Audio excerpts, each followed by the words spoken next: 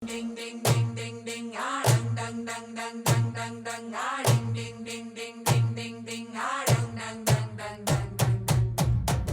ಶಾಸ್ತ್ರಿ ಹೇಳಿದಾಗ ಇಲ್ಲಿಂದ 350 ಕಿಲೋಮೀಟರ್ ದೂರದಲ್ಲಿರೋ ಊರು ಯಾವ್ದಿರ್ಬೋದು?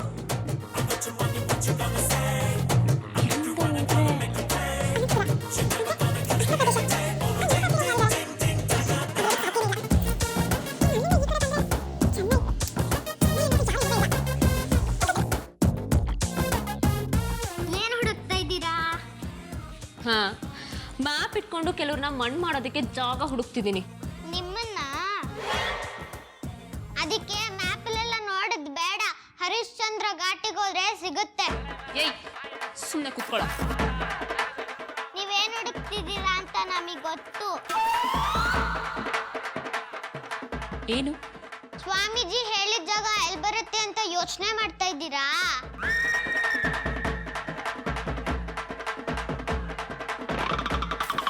ಹೌದು ಕಣ್ರೋ, ಅವ್ರು ಹೇಳ್ದಾಗೆ ಯಾವ ಕಡೆ ನೋಡಿದ್ರು ಅವ್ರು ಹೇಳಿದ ಜಾಗ ಯಾವುದು ಅಂತಾನೆ ಗೊತ್ತಾಗ್ತಿಲ್ಲ. ನೋಡ್ತಾ ನೋಡ್ತಾ ಫುಲ್ ಕನ್ಫ್ಯೂಸ್ ಆಗ್ತಿದೆ, ತಲೆ ಕೆಟ್ಟು ಹೋಗ್ತಿದೆ.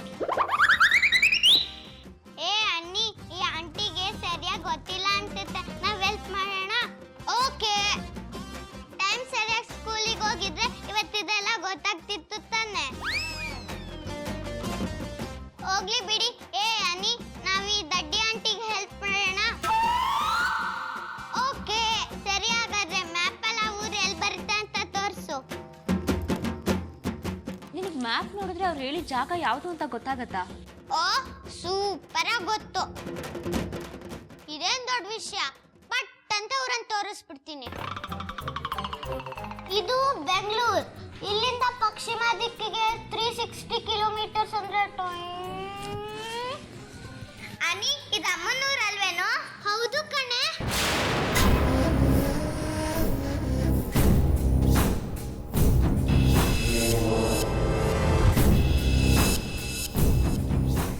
ಈ ಚಿಕ್ಕ ವಿಷಯಕ್ಕೆ ತಲೆ ಕೆಡ್ಸ್ಕೊಂಡಿದ್ರಿ ಅಲ್ಲ, ನಿಮಗ್ ಬುದ್ಧಿನೇ ಇಲ್ಲ. ಲೇ ಅನಿ, ಅವ್ರಿಗೆ ತಲೆನೂ ಇಲ್ಲ ಬುದ್ಧಿನೂ ಇಲ್ಲ. ಹೋಗೋಗ ಅವ್ರು ಕೇಳ್ತಿದ್ಯಾ? ಮೀರಮ್ಮ ನೋಡಿದ್ರೆ ಪಪ್ಪನ್ ಇಡೀ ಪ್ರಾಪರ್ಟಿ ನಿಮಗೆ ಕೊಡ್ಬೇಕಂತಿದ್ದಾರೆ. ನೀವ್ ನೋಡಿದ್ರೆ ಈಗಿದ್ದೀರಾ. ನಿಮಗೆ ಇಷ್ಟು ಚಿಕ್ಕ ವಿಷಯನೇ ಗೊತ್ತಾಗಿಲ್ಲ, ಇನ್ನ ಇಡೀ ಪ್ರಾಪರ್ಟಿ ಎಲ್ಲ ಹೇಗ್ ನೋಡ್ಕೊಂತೀರಾ? ಹಾಗೆಲ್ಲ ಏನಿಲ್ಲಪ್ಪ, ನಾನು ತುಂಬ ಚೆನ್ನಾಗಿ ನೋಡ್ಕೋತೀನಿ. ಇದೆಲ್ಲ ನನಗೆ ಗೊತ್ತಿತ್ತು, ಸ್ವಲ್ಪ ಕನ್ಫ್ಯೂಸ್ ಆಯಿತು ಅಷ್ಟೇ. ಆಂಟಿ ಸುಳ್ಳು ಹೇಳ್ಬೇಡಿ, ನೀವೇನಂತ ನಮಗ್ ಗೊತ್ತು. ಬಾರೆ.